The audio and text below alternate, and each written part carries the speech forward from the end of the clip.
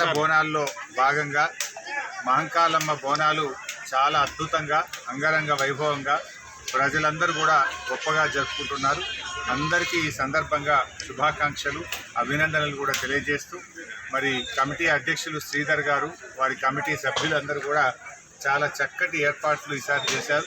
మరి కమిటీ వచ్చిన తర్వాత కూడా ఈ దేవాలయం కూడా దినదినాభివృద్ధి జరుగుతూ ఉంది. ఈ మధ్యనే మరి దేవాలయం ముందు కూడా చక్కటి రోడ్డు కూడా మా స్థానిక కౌన్సిలర్ గారు, మా చైర్మన్ గారు కలిసి చక్కటి రోడ్డు కూడా నిర్మాణం చేయడం జరిగింది.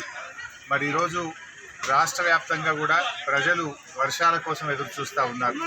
మన మహంకాళమ్మ దయతోని రాబోయే రోజుల్లో మంచి వర్షాలు పడాలని, ప్రజలందరికీ మంచి పంటలు పండాలని అమ్మవారిని ప్రార్థిస్తూ ఉన్నాం. ఎందుకంటే రాష్ట్రంలో ఈసారి వర్షాభావ పరిస్థితులు కనబడతా ఉన్నాయి.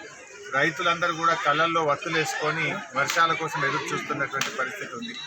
సో అమ్మవారి దయతోని మరి మంచి వర్షాలు పడాలని, నీళ్లు రావాలని చెప్పి అమ్మవారిని ప్రార్థిస్తూ ఉన్నాం.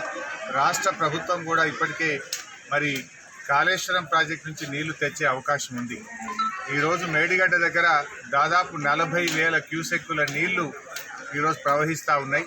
ఇప్పుడు బ్యారేజీ గేట్లు ఓపెన్ ఉన్నప్పుడు కూడా ఆ నదిలో ఉండే ప్రవాహం అనుగుణంగా దాదాపు 4 మోటార్లు నడుపుకునేటువంటి అవకాశం ఉంది. ఎందుకంటే ఈ కరువు పరిస్థితుల్లో కాళేశ్వరం నీళ్లు తెచ్చి చెరువులు నింపుకుంటే రైతాంగానికి మంచి పంటలు పండేటువంటి అవకాశం ఉంది. ప్రభుత్వం పంతాలకు, పట్టింపులకు, బేసిజాలకు పోకుండా కాళేశ్వరం మోటార్లు ప్రారంభించి మరి ఇటు మిడ్మానేర్ కానీ, అనంతగిరి కానీ, రంగనాయక్ సాగర్ కానీ, మల్లన్న సాగర్ కానీ, కొండపోచమ్మ సాగర్కు నీళ్లు తీసుకొచ్చి ఈ ప్రాంతంలో చెరువులన్నీ కూడా నింపాలని, పంటలకు నీళ్లు అందించాలని ప్రభుత్వం వెంటనే మోటార్లు ఆన్ చేయాలని చెప్పి ఈ కరువు పరిస్థితుల్లో, ఎందుకంటే తాగునీటికి, సాగునీటికి మరి ఇబ్బంది రాకుండా ఉండాలంటే మోటార్లు స్టార్ట్ చేసి నీళ్లు పంపింగ్ను వెంటనే ప్రారంభించాలని చెప్పి కోరుతాం. అసలైన తొలి వెలుగు. ఫాలో వాట్సాప్ @తొలి వెలుగు official.